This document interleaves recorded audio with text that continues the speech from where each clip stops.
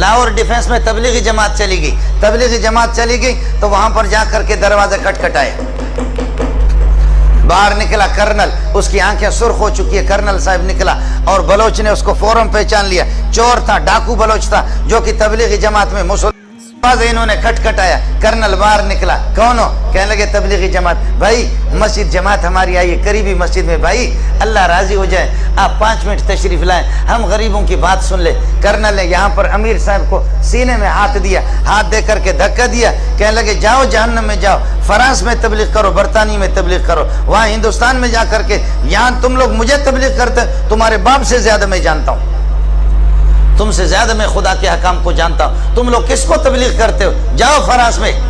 آپ سمجھ رہے؟ ذرا سن لینا، آپ کو مزہ آئے گا۔ ارے تو نے سارا نظام کر بیٹھ جا اپنی جگہ پر۔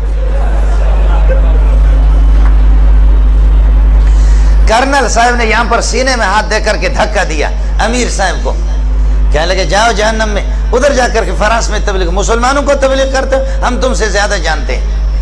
آپ میری بات سمجھے؟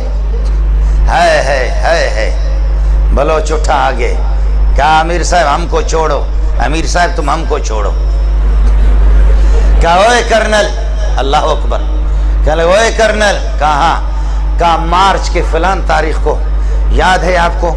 مارچ کے فلان تاریخ کو کراچی سے تو 2-3 گاڑیوں میں اپنے فوجیوں سمیت، تمہاری فیملی بھی تمہارے ساتھ ہے گاڑی میں، فوجی بھی 1-2 گاڑیاں آپ کے ساتھ تھیں، آپ کوئٹہ جا رہے تھے، خزدار سے جب آپ گزرے، فلان پہاڑ پر جب آپ گزرے، آپ کو یاد ہے کہ دائیں بائیں طرف پہاڑوں پر مورچوں پر لوگ بیٹھے ہوئے تھے، اور وہاں کچھ کوئی نقاب پوش، اڑے کوئی نقاب پوش تھا، اڑے تم کو یاد ہے ایسا کوئی نقاب پوش تھا؟ اڑے تم کو یاد ہے کوئی ایسا نقاب پوش تھا؟ اور جب اس نے تم لوگوں کو آواز دی، تمہارے فوجیوں کو کہا، درمیان راستے پر انہوں نے یہ ایک پتھر رکھ کر کے روڈ بلاک کیا تھا، خبردار نہیں گزرنا، فوجیوں کو کہا فوراً ہتھیار ڈالو ورنہ ہمارے بندے بیٹھے ہوئے وہاں پر گولیوں سے تمہیں چھلنی کر دیں گے۔ تمہیں یاد ہے کہ نہیں ہے؟ تمہارے ساتھ 4-5 فوجی تھے، انہوں نے ہتھیار ڈال دیا اور آ کر اڑے، ہم نے تم سے کہا تم موبائل نکالے گا، تم موبائل نکالے گا، تم یہ ہے کہ پیسہ نکالے گا، تم نے تھوڑا سا اڑے گڑبڑ کیا، تمہارے منہ پہ ایک آدمی نے تھپڑ مارا نہیں مارا؟ کہنے لگے کرنل حیران ہے کہ یہ ظالم کا بچہ ایک چیز بتا رہا، ایک چیز بتا رہا۔ کہنے لگے اڑے تمہارے منہ پہ کوئی تھپڑ مارا نہیں مارا؟ کہتے مارا، کہتے اڑے وہ ہم تھا، اڑے وہ ہم تھا۔ آپ سمجھ رہے؟ وہ کہتا کہ کیا بھئی؟ اڑے وہ ہم تھا، اس وقت تو بدماش تھا، تجھ سے بڑا بدماش میں تھا، تیری جرت میں نے دیکھی، تو قسم اٹھا، تیرے آنسو آ رہے تھے نہیں آ رہے تھے؟ اللہ اکبر، اللہ اکبر۔ اللہ نے کرنل کے دل کو فوراً بدل دیا۔ میرا خالق ان قلوب بنی آدم بین اصبع الرحمن یقلبها کیف یشاء، ابن آدم کے دل سارے میرے خالق کے دست قدرت میں ہے، اللہ جیسے چاہتا پھیر دیتا ہے۔ کرنل کے آنسو آگے امیر صاحب کے پاؤں پہ پڑنے لگے، کہنے لگے امیر صاحب خدا الیاس کے قبر پر نور نور اور رحمتوں کی بارش کر دے۔ الیاس کیسے؟ اس قسم کے بغیرت اور ایسے جانور بلوچوں کو بھی تم نے مسلمان بنا دیا، خدا الیاس پر رحم کرے۔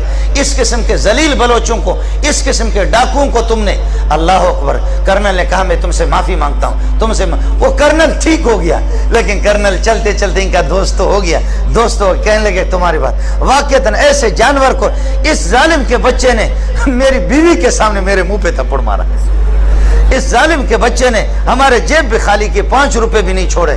قربان جاؤں الیاس کی قبر پہ، قربان جاؤں کہ ایسے لوگوں کو ہم لوگ فوجی لوگ قابو نہیں کر سکے۔ شاباش شاباش، ان کو تبلیغیوں نے ان کو کنٹرول کر لیا۔ پھر کرنل نے تھوڑی دیر کے بعد مذاق کیا، کہتے اے بلوچ کا بچہ، اڑے تمہارا باپ یہاں سے جائے گا، ابھی میں فوجیوں کو فون کرتا ہوں تم کو پکڑ کر کے تم کو الٹا لٹکائیں گے۔ تو کیا کہتے ہیں بلوچ کا؟ اڑے تم فوجی کو فون نہیں کرے گا، ہم تمہارا گلا دبائے گا۔